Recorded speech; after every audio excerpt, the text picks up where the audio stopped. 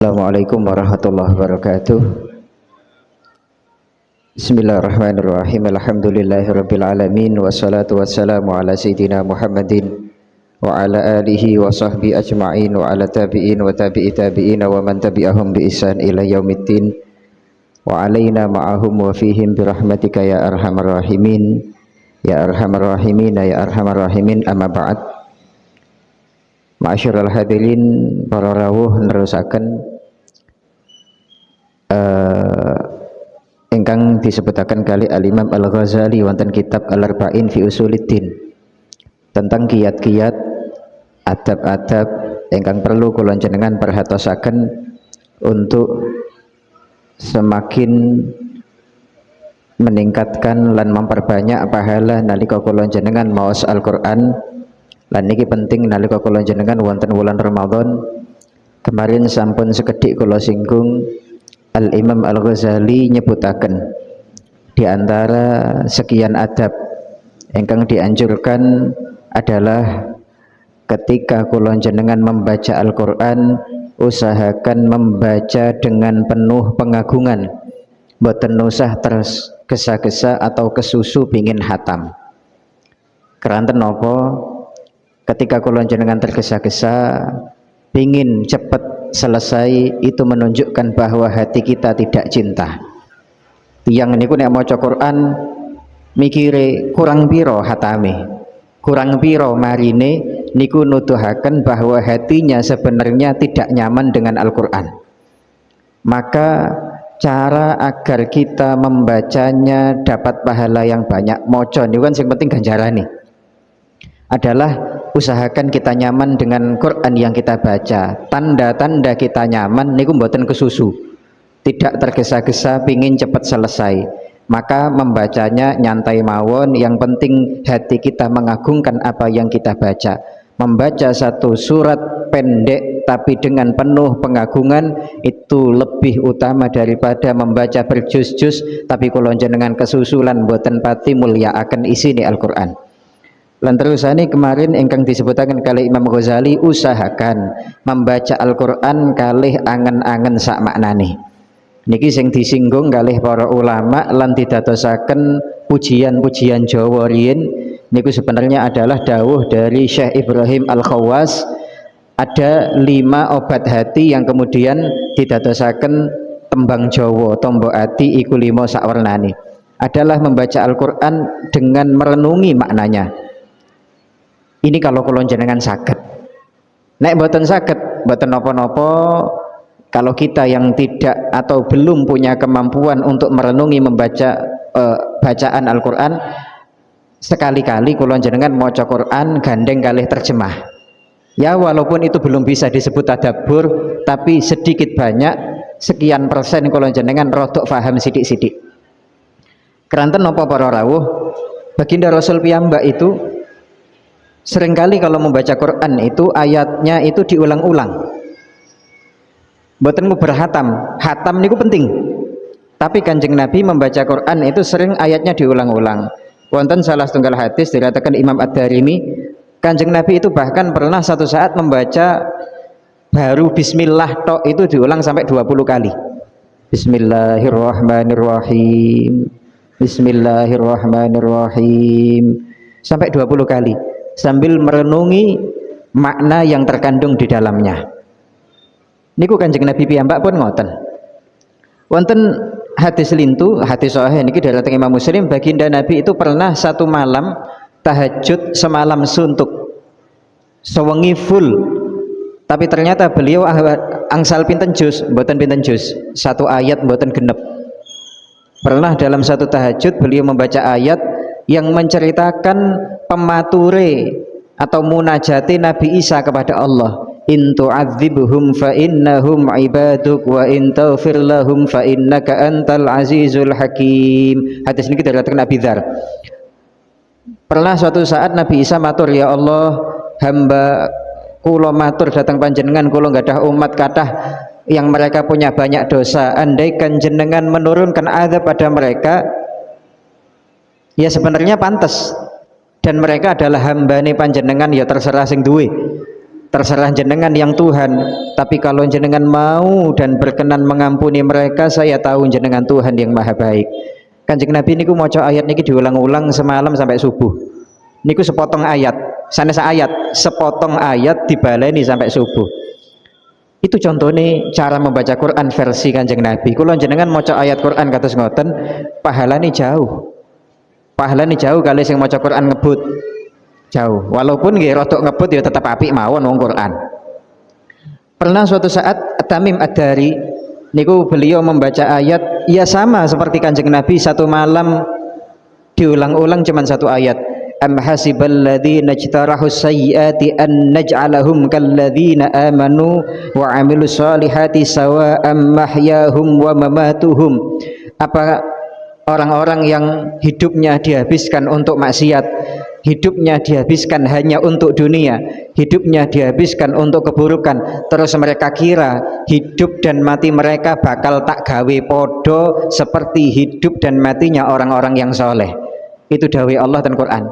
Tamim Ad-Dari maca ayat niki dibolan baleni, diangen-angen. Apa kira-kira saya masuk golongan yang mana? Yang bagus apa yang buruk? Apa hidup saya ternyata saya habiskan untuk dunia tok? Apa hidup saya habiskan untuk diangen-angen terus? Para rawuh ingkang minulya, tentu efek yang ditimbulkan dari ayat Quran walaupun cuma satu ayat ini, tapi kalau kita bisa merenungi maknanya tentu begitu besar. Jauh lebih besar daripada hatam Quran bolak-balik tapi ngambang.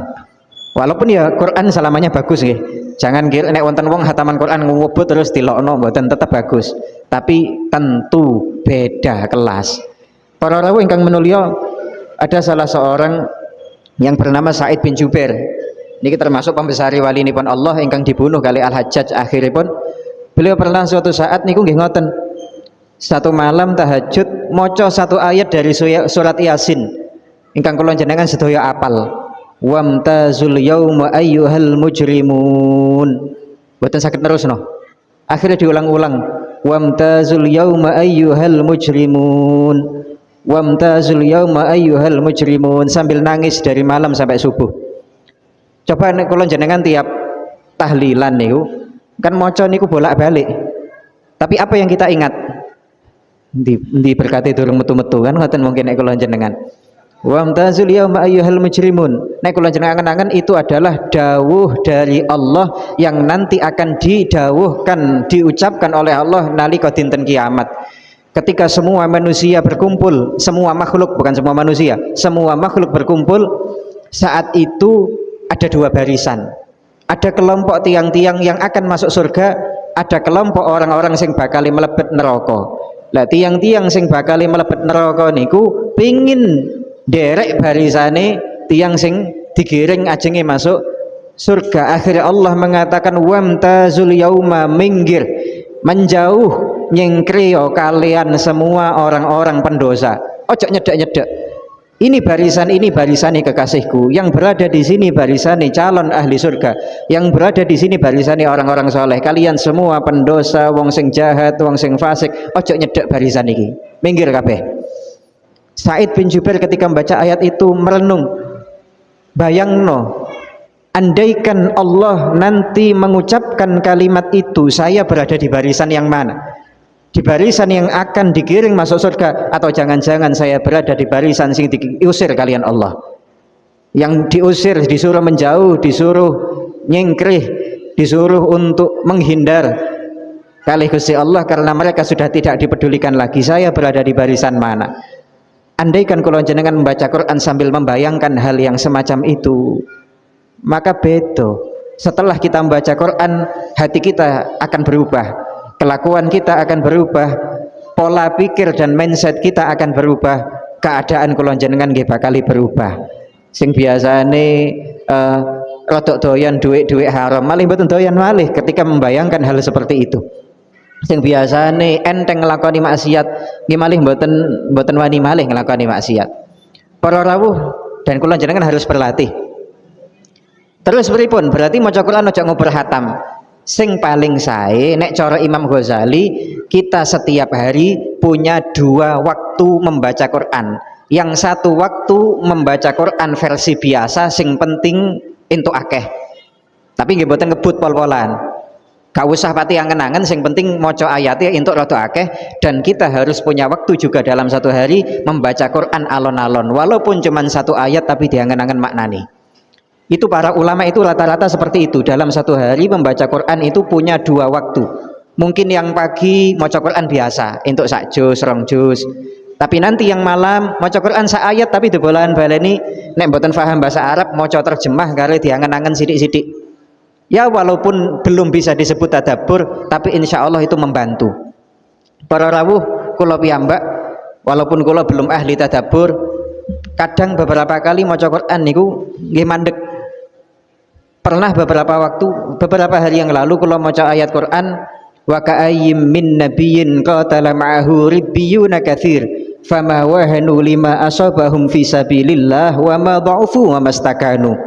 Ya, sampai seterusnya ayat wa ma kana qaulahum illa an qalu rabbana ighfir lana dzunubana wa israfana fi amrina wa tsabbit aqdamana wansurna 'alal qaumil kafirin fa atahumullahu thawabat dunya wa husna thawabil akhirah wallahu yuhibbul muhsinin.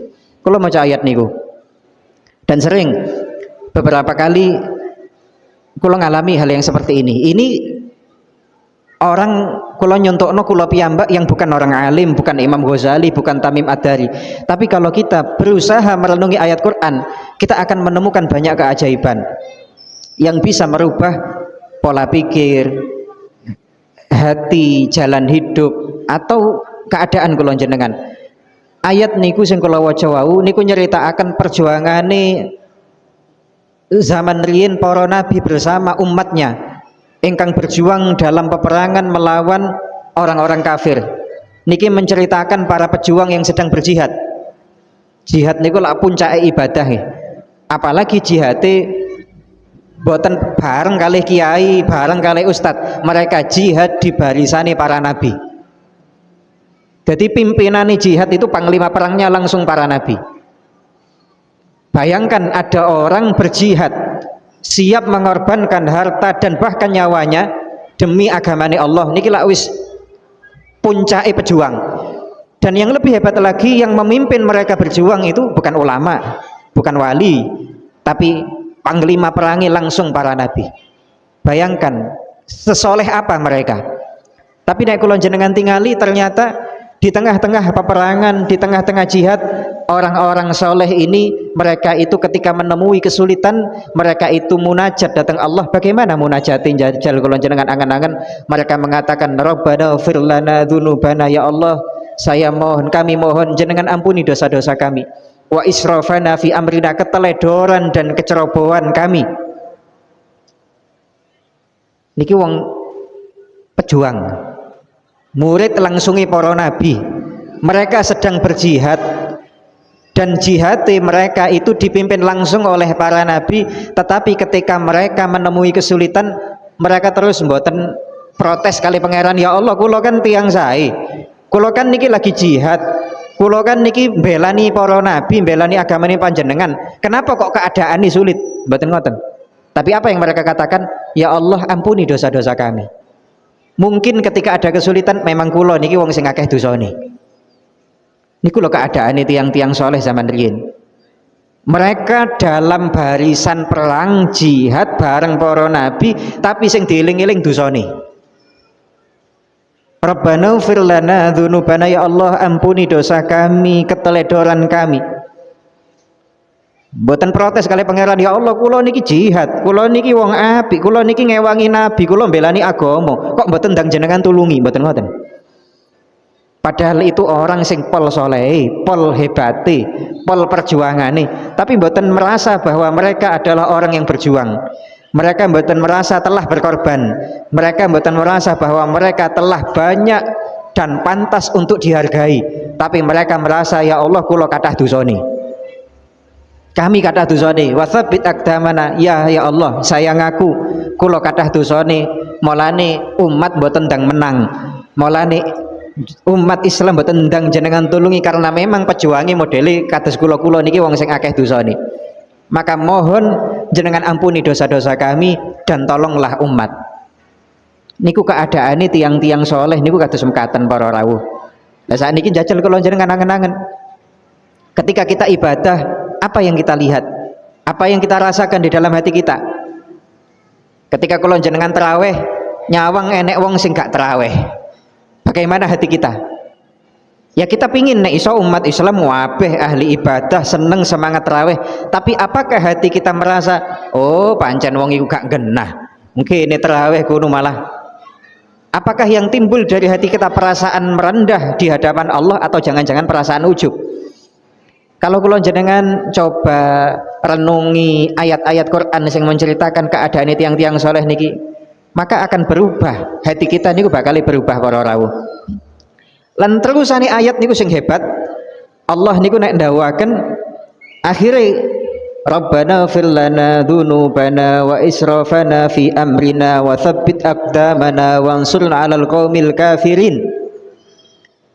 Tetapkanlah, kuatkanlah kaki kami dan tolonglah kami ya Allah untuk mengalahkan orang-orang kafir. Niku dungane tiang-tiang sing jihad wau. Ampuni dosa kami, niku sing pertama dewi.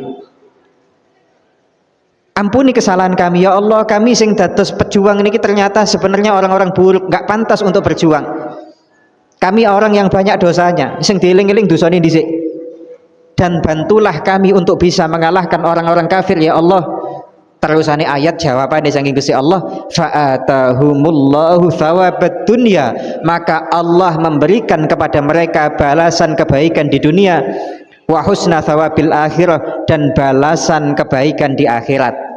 Maka mereka kalau punya hati seperti itu dan mereka bisa berdoa seperti itu, mereka akan mendapatkan kebaikan di dunia dan di akhirat.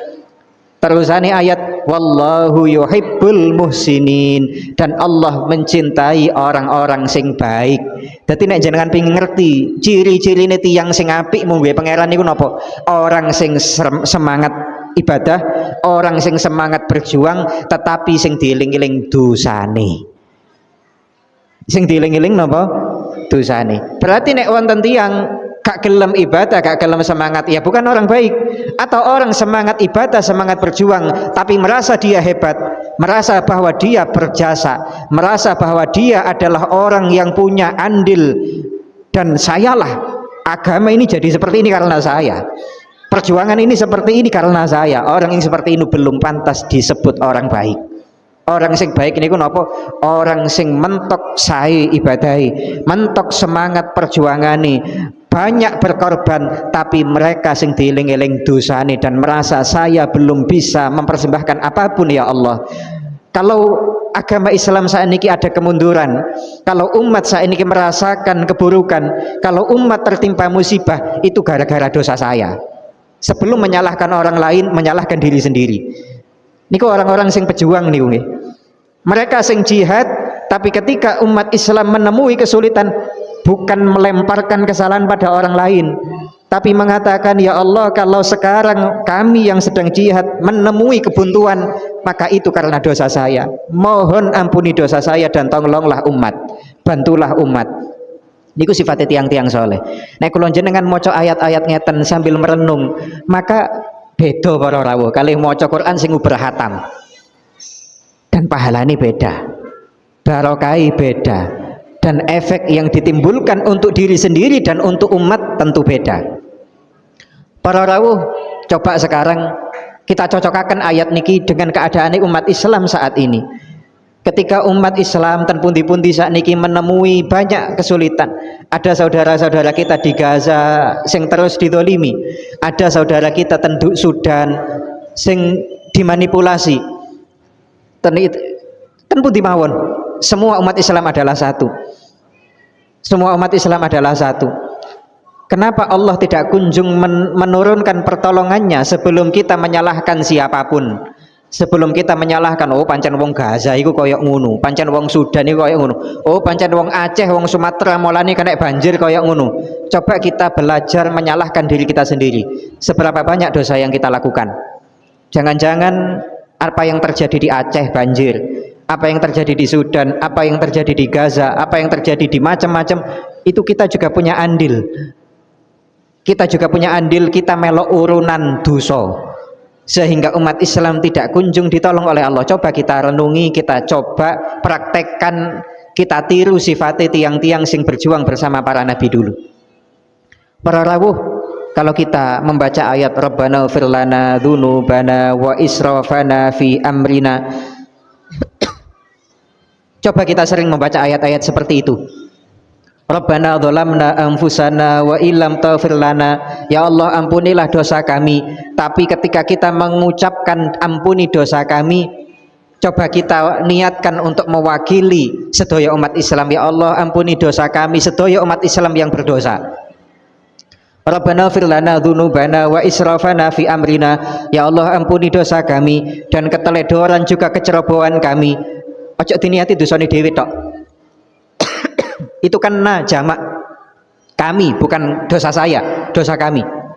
Coba ketika kita membaca ayat-ayat seperti itu sambil diniatkan memintakan kepada Allah ampunan untuk sedaya umat Islam. Ya Allah kami sedaya umat Islam satu kesatuan, nek wonten sing salah ampuni sedaya dosa kami. Ya dosa saya, dosa keluarga saya, dosa tetangga saya, dosa penduduk negeri saya, dosa sedaya umat Islam.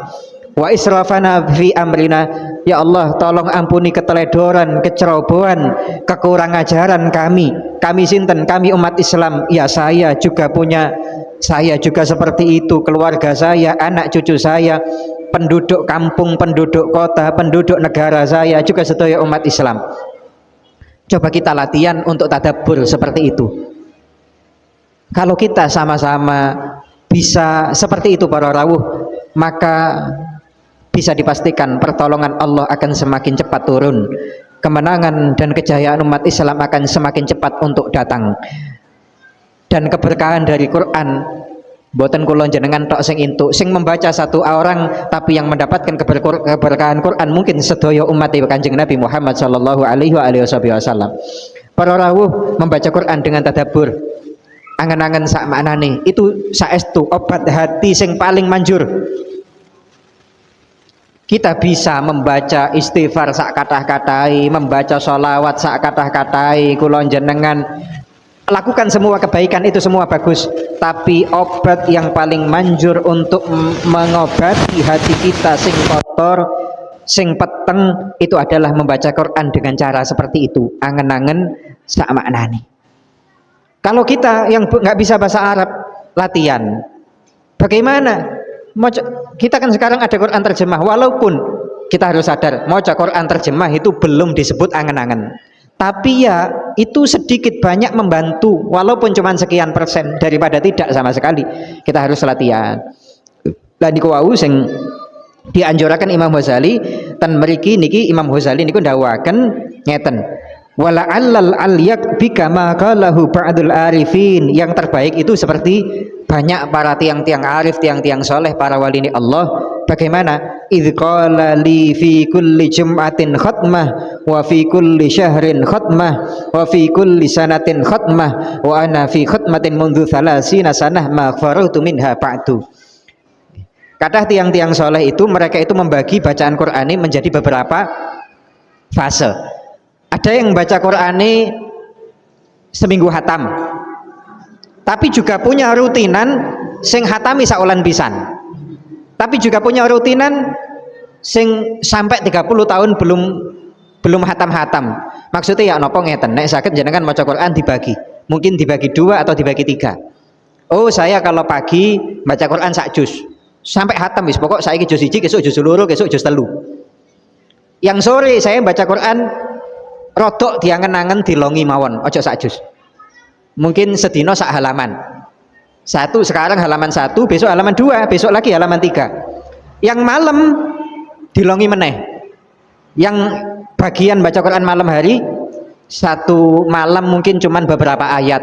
Sekarang ayat 1 sampai 5 tapi diangen-angen di bolan baleni sampai paham.